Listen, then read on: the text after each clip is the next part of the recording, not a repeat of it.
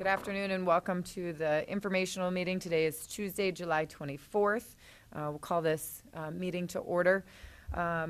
First thing, open discussion. Anything for open discussion? Seeing none, we will move to our first presentation. We're going to switch the order a little bit here and start with ranked choice voting by Joe Kirby. If you'd like to come up. Thank you all for having me. My name is Joe Kirby. I'm one of the drafters of the Sioux Falls City Charter from back in the 1990s. Former businessman, former attorney, former a lot of things, but a longtime advocate for creative approaches in government, which led me to help lead the effort to bring the current city council form of government to replace the city commission form of government, which was very ineffective back in the 80s and 90s. In order to make the change in government, we had to use what's called home rule powers. It's a very powerful concept in the state constitution, which gives local control to local people. Our government, our city government, is in many ways independent of the state. It is not bound by state laws in a number of areas. And I think as the years have passed, the last 25 years, we've lost touch with that. You, as city council members, have the power to do a whole bunch of things you want to do and don't have to look to state law for regulation or guidance. You just have to find, there is a state law that says which areas you are bound by state law. There are not very many. And in other areas, such as running your local elections, you can adopt systems that are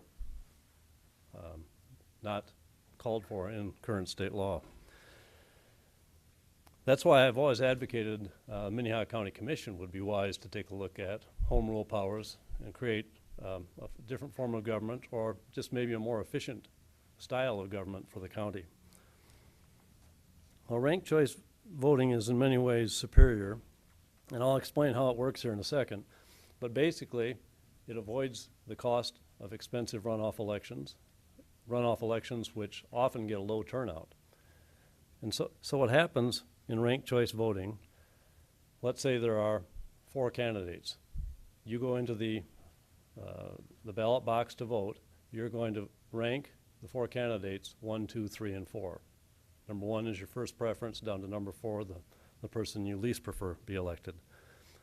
So I tried to do a little example here. I'll hold it up, and I can't promise it's going to work, but I'll do my best to show it. Let me do a little adjustment here.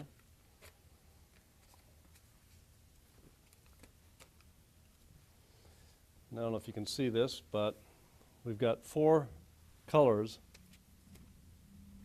We're choosing the best color in this election. 4 colors running for election, and in the first iteration of the process, pink is leading with 7 votes, blue gets 5 votes, green gets 4 votes, and 3 votes go to yellow. In order to have a winner, you have to have 50% plus 1 vote. So no one's got 50%. So in the second iteration, you take the person or the candidate or the color that got the fewest votes and reallocate to their second choice. So in this case, we'll take away the yellows and show the reallocation of these votes. So this voter chose blue as their second choice. This voter chose blue as their second choice. This voter chose green as a second choice. So now, the second iteration. Now we've got a 7 to 7 to 5 vote. Still no one has 50% plus 1. So we take the lowest vote total, which would be the green, and reallocate.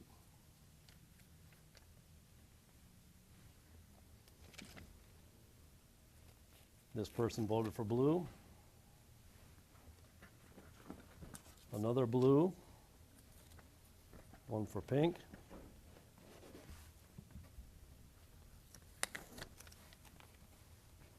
Another blue. And one more pink. So now we're down to 2 candidates. Looks like 9 for the pink and 10 for the blue. Blue wins the ranked choice election. This process is used in a number of cities. I gave you a handout that lists some of the cities. And even the state of Maine just went to this process. It's a better way to run municipal elections for sure, especially nonpartisan ones like we have in our city.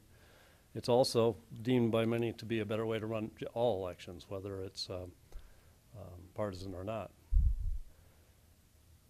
Another point to be made is this avoids the spoiler effect. And if you go back to some national elections, most of you are probably too young to recall, but some of the prior elections, we'll talk about Al Gore lost the national election to H.W. Bush.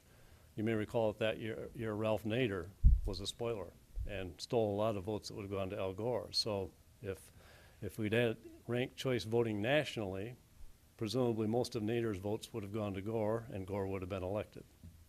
The same thing happened even further back with Ross Perot being a spoiler for George Bush Sr. when he ran against Clinton.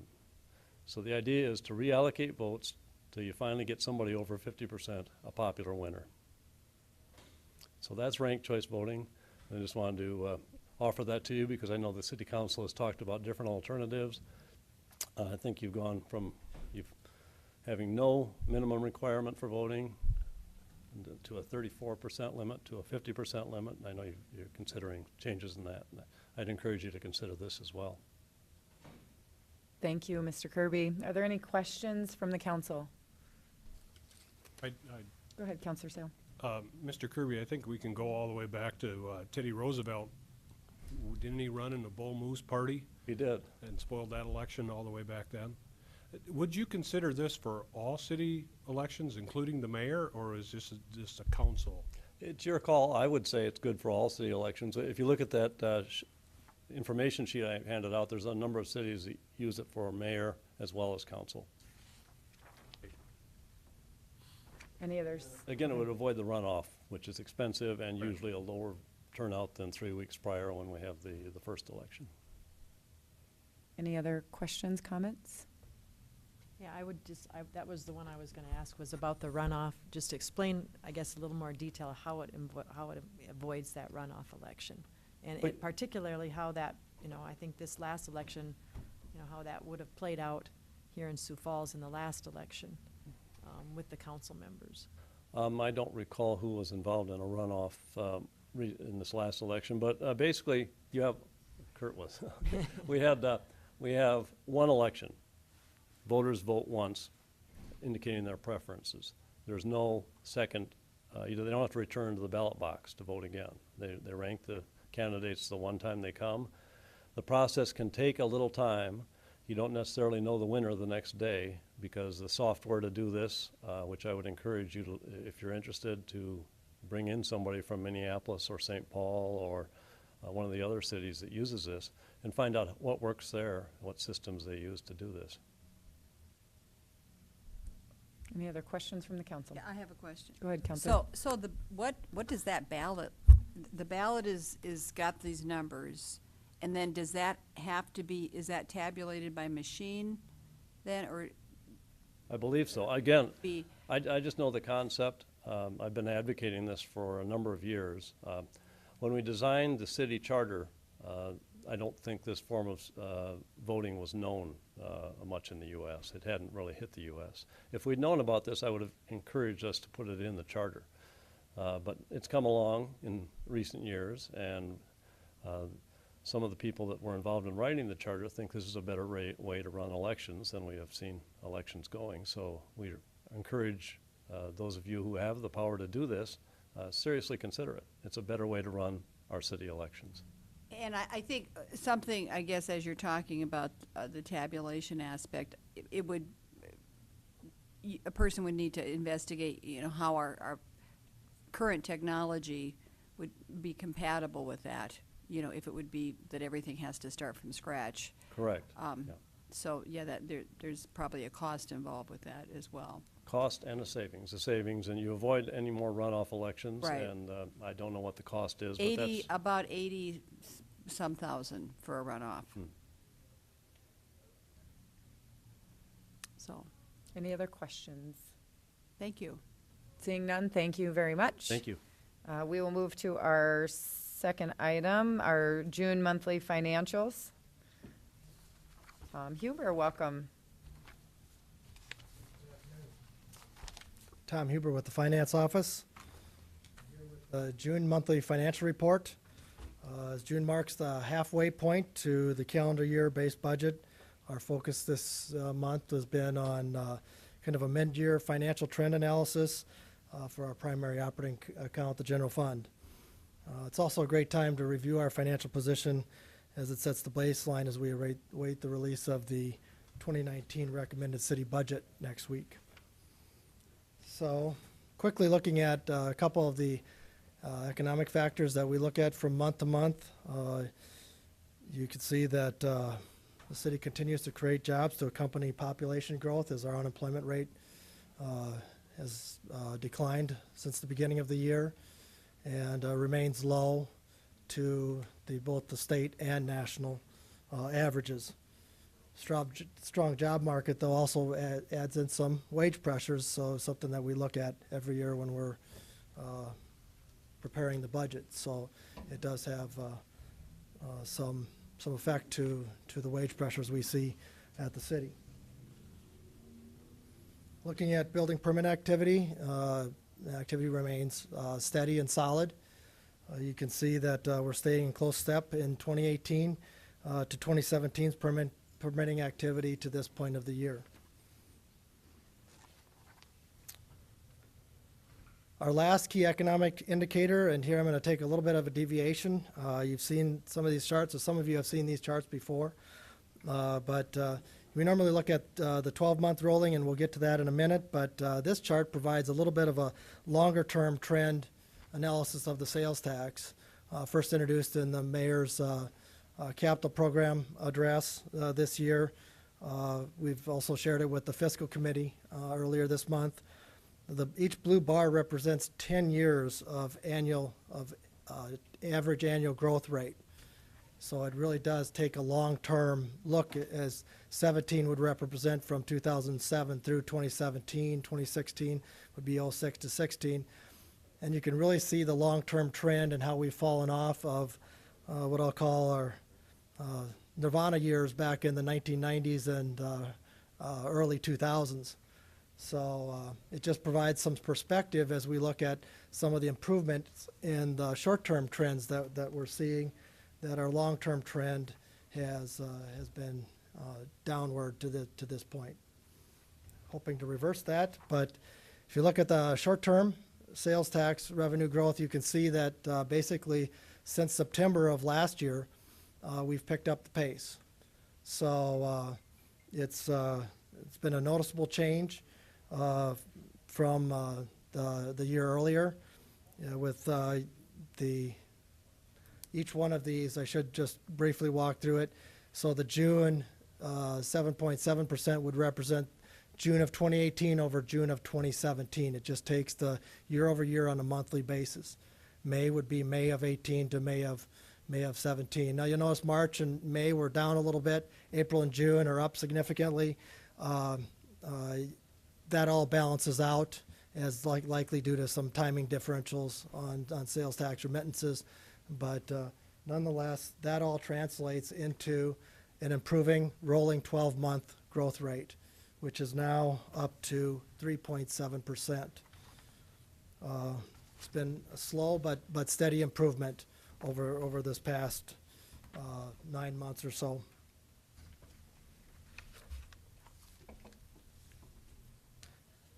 Taking a look at revenues overall, in this case, this is coming right out of your monthly report on page in the introduction.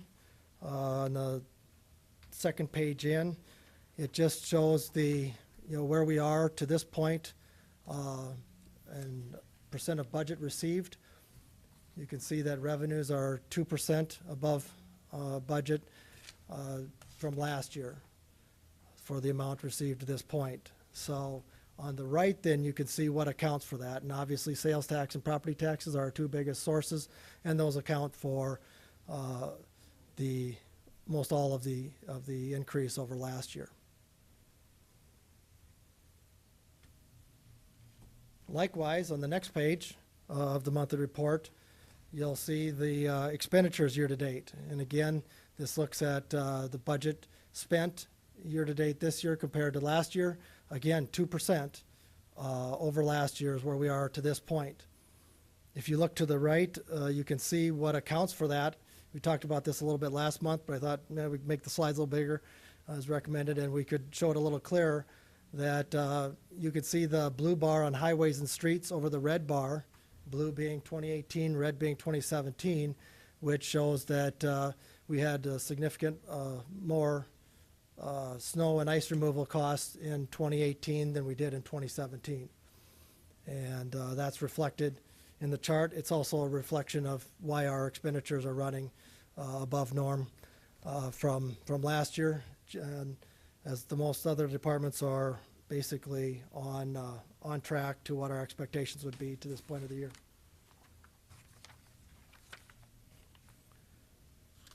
As we approach as I mentioned earlier, as we approach the release of the 2019 budget, thought it'd be a good time to update, where do we look at our available fund balance to be at the end of the year? This is on page 1 of your monthly report. We've just basically took a clip of just the top portion of that page, and to kind of highlight the fund balance, the current budget. You can see actuals on the right, current on the left, and we've updated the projected unspent budget based on our estimates to this point of the year. So we, at the beginning of the year, we anticipated the revenues and expenditures, the current budget. Those have not changed. The only times those would change is if we'd supplement the budget, which we've fully said that it's pretty well a foregone conclusion that we will supplement the budget for snow removal costs coming up this early fall. But we did update the projected unspent budget, which was $3.2 million estimated last month. We've now updated that to being $1.5 million. And that basically recognizes that we would estimate at this point, given the revenues running a little over budget, but expenditures for snow removal, that we would estimate the use of fund balance somewhere in the neighborhood north of $2 million this year. As we started the year, we would have anticipated that to be around $800,000. So it just kind of sets the stage for where we start as we prepared the 19 budget and looking forward. One thing to note that we did, these will change. Sales tax and weather are unpredictable, and so between now and the end of the year, we're only halfway through the year. We know that they will change, but we'll probably update this once or twice more before the end of the year, but just to try to keep everybody informed as to where we stand as we come into year end.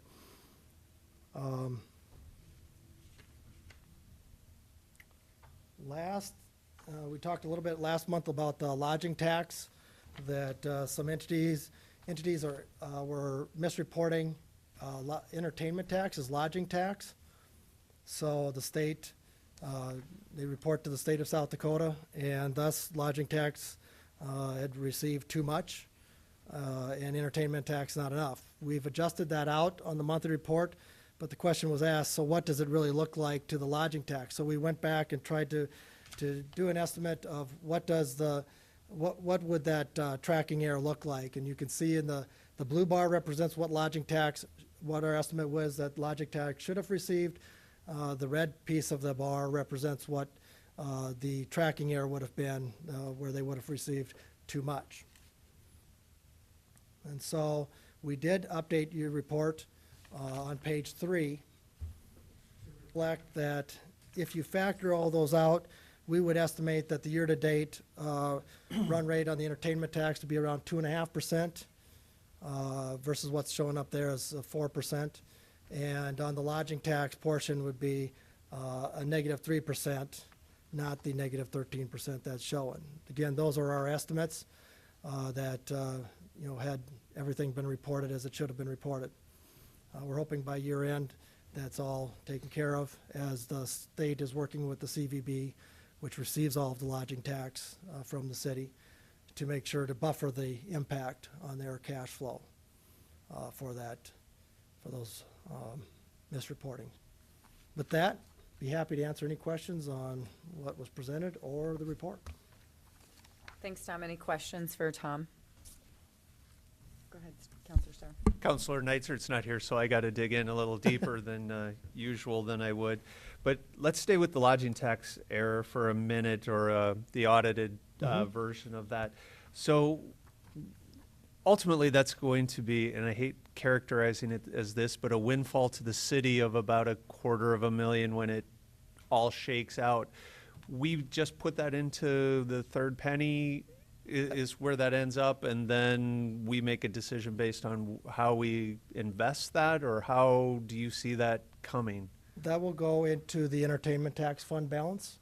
So that'll just be a part of the fund balance at the end of the year for that audit adjustment for what entertainment tax should have received, but the lodging tax received. So it would just become part of that fund balance and factored into future budgets. Expenditures. Do we see or anticipate maybe the CVB or someone requesting some of those funds? At that point, that wouldn't be an approved use of that money, would it? If they came to us and said, hey, we need to, because we'll get into the lodging tax itself dropping and where we're at here in a second, but would that be something that is, I'll use the term legal Entertainment tax again. is collected on lodging, but it's not, It doesn't go I'd into have to the take a bid. closer look at the purpose. The purpose of the entertainment tax is very clear, to support those entertainment type venues.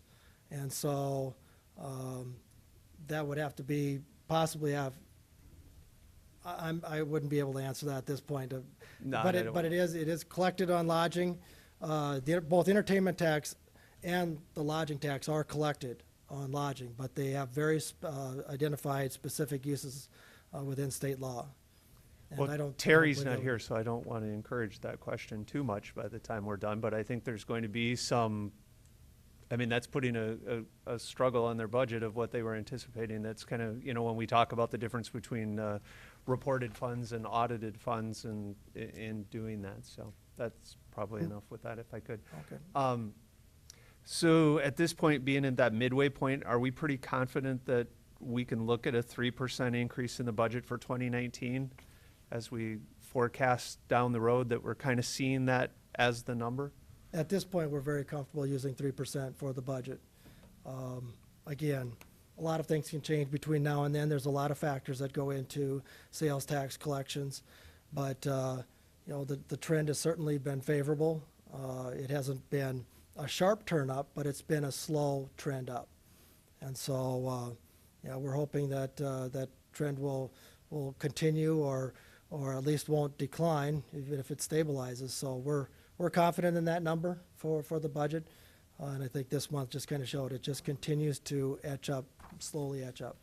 It was just kind of interesting in the reporting part of it from month to month, where you see that 7% and all of a sudden get all excited that we're at that 7% increase, and then the next month comes in at 2.3, and you go, we need to adjust this a little bit. So But the nice thing is that trend has stayed up, even when those adjust out a little bit, that trend line has still stayed up when you take a look at all 12 months. That's why we take that rolling 12-month look, so you don't get, overexcited about returns that pop up temporarily, or overly concerned when they dip temporarily. perfect, thank you. I'll wait for the rest. Any other questions? Go ahead, Counselor Sue. Oh, Kurt, I'm sorry, Counselor Sale. Thank you. First off, I'd like to say, since I took this position, I'm doing everything I can to increase sales tax. My wife and I are eating out all the time. Nice. And it really shows. Secondly, Tom, is there anything in this, the first 6 months, that really startle you or keep you up at night? Anything that surprises you based on what you've seen? No, not necessarily. Would have preferred not to have quite so much snow this winter, and hopefully we have a lighter fall, but we can't take that for granted. We have to be prepared, and thus we'll bring a snow supplement to the budget for the snow, and we are anticipating that in these numbers, because you can't outguess the weather. So, but otherwise, no, things are progressing budgetarily wise, fairly steady. Setting up for kind of meeting our expectations is what we expected. pleased but cautious with sales tax. We don't want to get out ahead of ourselves, but we are pleased with the trend slowly moving up. Thank you. Counselor Staley. First of all, Tom, thank you so much for the way you present these things, and you just seem to take such care in making it clear. And I had mentioned to him last month if he could make the text a little bit bigger for some of us who are using our glasses. So yeah, it's very readable. I appreciate that. Back to the CVB thing now. Help me understand, and the public who may or may not be able to watch this right now. I thought the CVB got no tax dollars, but they're getting a lodging tax. The coming. lodging tax is committed. There's a lodging tax and a CVB bid tax on a per room per night basis, and the lodging tax on lodging that is committed to the CVB via ordinance. So they're collecting that, it's going to the state. The state collects it from the businesses. Well, their businesses are taking it. Right. From their They remit it to the state. And then somehow the state got it messed up? No, the entities that were remitting it to the state were misreporting the entertainment tax as lodging tax. So lodging tax got doubled up for some entities. You'd pay 1% on lodging, and then they would also double it up and paid the entertainment tax portion. They reported that as lodging. So the lodging tax received too much. That was remitted to the state under that in those reportings, and they caught it. Eventually, they caught it. It went on for a while, but it was caught by the state. And then again, those dollars are remitted to the city. We're the ones that remit it to the CVB. And so it's kind of unusual with that lodging tax and even the entertainment tax in the sense that 100% that is collected, it goes to the state, but it comes back to us then. Correct. So it always has to go through the state. The state does all collection of all sales type taxes, yes. Okay, thank you. Any other questions? I had one more thing. Sure. On your easy-to-read chart here, the fire department, I noticed that fire and police were up in 2018 in the expenditures, and I'm just comparing those to like the planning and the library. Was there, and then the streets had gone down. Well, like with the fire and police, was that just like expansion of the force? Those would just be kind of what we consider the normal kind of run rates as those numbers edge up as costs go up. But what we look at is for anomalies, and that's what you can see in highways and streets. You can see that 2017 was pretty normal. It was up there, but or 2016. Then 2017 dropped. It was a light snow year. We added to fund. I mean, one thing to realize is, yeah, we may use more of fund balance than we expected this year, but we added more to fund balance than we expected last year because last year was a light year for snow and ice. And then you'll notice the blue bar popped up on us this year as we've already received over what our normal average is for the entire year. We received that in the first half of the year. So that's what we're looking for on those bars is, when you see significant anomalies, that points to something that's happening inside of there and kind of a key to watch. Well, and I like what you said. In fact, I might put this on Facebook, but you said sales tax and weather are unpredictable. And that's kind of There's just a neat. couple of the Well, unpredictable really, items. those two things are so huge for our city. How much are you thinking we're going to have to go into the reserves to pay for that snow removal fund? Well, that's what we said. We initially estimated at the end of the year based on what we'd project to be remaining in the budgets at the end of the year. We initially projected to use about $800,000. We're now projecting to use about $2 million. But recognize that we're also predicting to have more revenues too. So, snow, we're just taking rough estimates as to what we could see yet between now and the end of the year, trying to be prepared and do some just broad estimates. So then when do you come to us and say, at what point do you usually come up? Can that happen at any time? You come to the council and say, we need you to release that money? For the snow supplement? Hmm. We would plan to probably come to supplement in September, October. We'd like to get a little further into the summer season because, this is the highways and streets budget, so depending upon how the summer season runs, there could be some savings from summer that, where we might not need as much as we would initially have anticipated. So we want to at least get through the bulk of the summer repair and maintenance season before we come forward with what we would actually supplement. But, for the 2019 budget, that's where we try to take our guesstimate as to what do we think fund balance will look like at the end of the year, and that's what we tried to report to you this month. Thank you. If I could, Madam Chair, one more. Sure. Thank you. Tom, one of the things that I hear from citizens all the time is we've had these record years of growth in building permits, and we look at building permits each month as part of it and kind of get a feel. I'm looking maybe for some help. How, and now that I think about it, might be an internal audit thing as question as well, but how can we take a look at what we're receiving in additional property tax funds compared to what we're seeing in building permit growth? And are we seeing something that matches up to that? And I know there's an amount of time. Yep. And I know Dustin did a nice job this week that we've gotten an email when we were talking about new buildings in the railroad redevelopment area. And maybe something that Kurt says you're not staying up at night, this might be one to keep you up a little bit at night, or when you're not sleeping to think about a little bit, is how you make that comparison. Are we seeing, is record building permits really turning into that much additional revenue when it comes to the property tax side? And I know there's some anomalies in the collection part and reporting times and how quickly that gets assessed and brought online, but if something comes to you, that a way to make that comparison. And we've met with the county, and we're going to continue to meet, and we'd always take whatever help we can get. If internal audits would want to engage in this as well with us. And that is, there is a lag between when projects get permitted and when they're completed and put on the tax roll. So there's a 2 to 3 year lag. Then there's also some of the abatement programs where some of those come on at 20% a year, so it takes a while for some of those projects to come onto the tax rolls fully.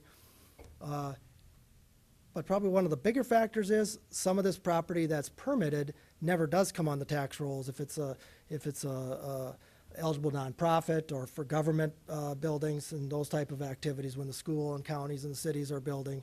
And so factoring all those in, trying to figure out, okay, you'd have to factor all those out of those permits to say, okay, which ones of these permits are going to actually come on the tax roll, and then kind of try to follow through and see when it does.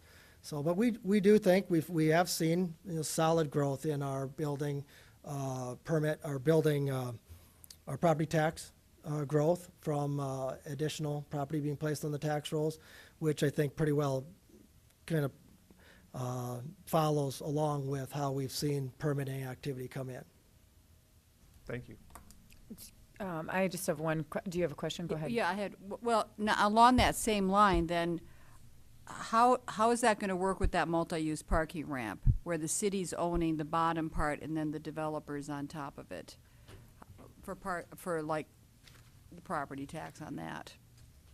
Would that be the parking ramp would obviously be exempt as a government structure, but the private property would certainly be, I would assume, would be taxable. So, But and then, I'm like, not an expert in this area. so, but is that, you were talking about those things that come on with the 20% thing, are those like a TIF situation? When you said that we're taking 20% on at a time? There's some, depending upon the type of construction, there's some discretionary formulas that get applied as to when the property comes on the tax rolls, and that's what I'm referring to. And Right, I'd have and to I wasn't get some sure more what information to kind of bring back. properties those would be, because that would be a good thing for Generally, it would somebody be, to get I would involved with. think would be larger commercial, industrial type projects, but that's something that we'd want to, Planning and Building Services at some point could give you a better explanation of which properties are eligible for that, the application of that discretionary treatment.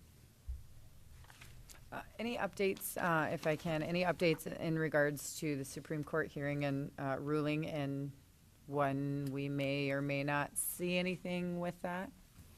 As to when and how much, no, I do not know exactly. It's like you told, I think it was at the fiscal committee, is we expect to get something, it should add up to something as we go forward. We just don't know when and how much. But I know the state website is encouraging businesses already, get their stuff in order as this works through the system. It has to, remand it back for lower court action and then implementation. And so I know the state is certainly on it, and I'm sure they'll move it through as fast as possible. So we'll kind of keep an eye on how that develops, but I don't have anything further. Any other questions, statements?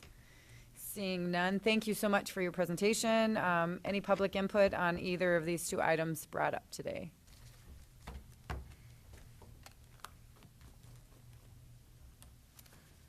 Hello, Scott Erisman, Sioux Falls. On that last thing you guys were talking about, something that I've said for a long time, when we talk about these explosive building permits and all these records we're breaking, at the end of the day, does that mean anything when you have nonprofits that never pay taxes? You have government buildings that never pay taxes. You have TIFs that have 6, 7, 10-year maturity. If we're not getting any money from any of these buildings, what's the big deal? And I've always thought when we talk about building permits, that needs to be split up. And very simply, you have your actual construction of people who are going to actually pay taxes on day one when they open the doors of their building, 100%. You have your nonprofits that will never pay taxes. You have your government buildings that will never pay taxes. And then you have your TIFs and what maturity levels and where they're at. I really believe that when we talk about building permits or do press releases and stuff like that about it, we need to split them up into those categories, and I think that's pretty simple. As for the lodging being down, that's kind of troubling. What I don't understand is our sales tax is up. I mean, it's above what it was last year. Our entertainment tax is above, but for some reason, people just aren't staying here. And I mean, maybe this is something the CVB needs to address, but why aren't people staying here? Why is it not attractive anymore to stay in Sioux Falls? They're coming here. They're visiting here. We know that because our sales tax revenue is still up. And I think Jason Ball talked about how people would come to Pheasant Fest, then they'd drive home that night, and then they'd come back the next day. Why didn't they just stay? So why is it people don't want to stay in Sioux Falls anymore? It's kind of concerning for me. But on the first presentation for ranked voting, I don't like ranked choice voting, and I'll tell you why.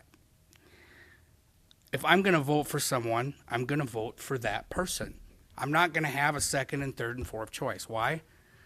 Because maybe sometimes the second, third, and fourth choice aren't worth a damn. I mean, to be honest with you. And why would I want to put down a second, third, and fourth choice? We should go back to the way it was. It was not broken. 34% plurality. Overturn what was done last year, by the last council. Simple. We'll go back to that. It worked fine. We've gotten incredible counselors that haven't got 51% of the vote, and they've done their jobs beautifully. And there was nothing wrong with it. It was simply not broke. I think we should just go back and overturn that and forget about this ranked choice voting and this 51% and this runoff and all this other stuff. There was nothing wrong with the way it was done, and we should just go back to it. Thanks. Anyone else want to engage the council? Seeing none, we will adjourn this meeting. Thank you.